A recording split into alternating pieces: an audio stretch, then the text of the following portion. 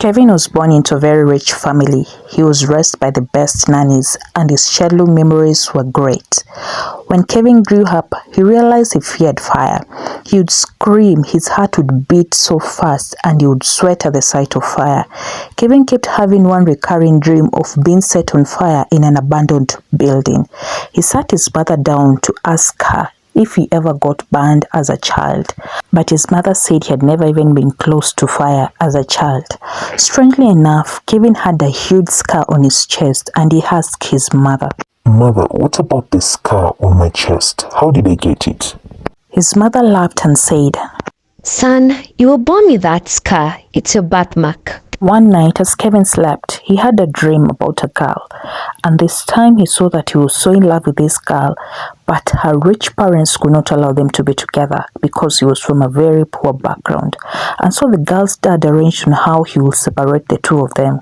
He saw himself being dragged into an old building and being set on fire. Kevin woke up screaming and his mom and dad rushed to his room. His mother said, "Son, is it that nightmare again?" Kevin nodded in agreement and said, "Yes, Mother. I actually saw myself being put on fire, got burned and died." His mother hugged him and told him, "It's okay, son. It's just a dream. Please go back to sleep." One day, as Kevin was driving to work, he almost hit a girl who was hawking oranges. Kevin got out of his car to say sorry to the girl, but he was in shock. He actually knew the girl. She was the exact girl from his dream. The girl was also in shock and said, "Do I know you, sir? You actually look so familiar. Have we met before?" Kevin said, "I'm actually so sorry that I almost hit you. But you're right, you look so familiar too. I kept seeing you in my dreams. Is your name Lavender?" And the girl said, "No, sir. My name is actually Lynette. But now that you've talked of dreams, I guess I've seen you in my dreams too. Is your name Ken?" Kevin laughed and said, "No, my name is Kevin. What a coincidence. How do you call this? What is happening now? Okay, you know what? I'll pay for all your oranges on one condition. I'd like to hear about your dream." Kevin took all the oranges from Lynette and gave her enough money to take her for a month, even if she didn't have to sell the oranges. They drove off and went to a park. They sat down to have ice cream and Lynette said, "I keep having this dream of having a rich father. And yet I come from a very poor family.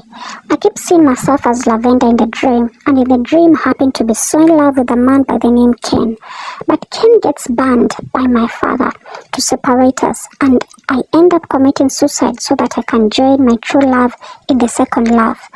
And let me tell you, in real life I am so afraid of heights, so I really don't understand the meaning of my dream."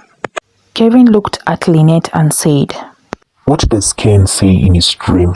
Lynette answered and said, "Well, in the dream, Ken has only one wish, to be born in a rich family with good parents that will not dictate who he gets to love and who he gets to marry." And Kevin answered, "You know, Lavender wishes to come from a poor background, at least with different parents who won't limit her ways in life." The both looked at each other in shock, and Kevin said, "Could this be the reincarnation of Ken and Lavender?" And Lynette said, "Now that you've said it, I think you're right. I think because their love never got a chance, they came back in different homes and in different seasons to give their love a second chance." They stood up from their seat to walk back to the car, and as they walked, Kevin said, "Love must be a very beautiful thing for Ken and Lavender. Wow. Would you say, Lynette, should we give this a chance?" Lynette smiled and said, "I would definitely want to see how this would end." Lynette and Kevin dated for a month, and Kevin popped the question. He asked Lynette to be his wife. Kevin and Lynette had the most beautiful wedding in town. They were blessed with 3 children, and they lived happily ever after. Indeed, the soul of Lavender and Ken were at peace because their love got a second chance. The end. If you have enjoyed this story, please do not leave without giving it a like, subscribe and share. Please consider leaving a comment in the comment section telling me whether you enjoyed the story and telling me whatever city or country you're watching me from for me to give you a shout out on the next episode of Wonder Tales by Julian.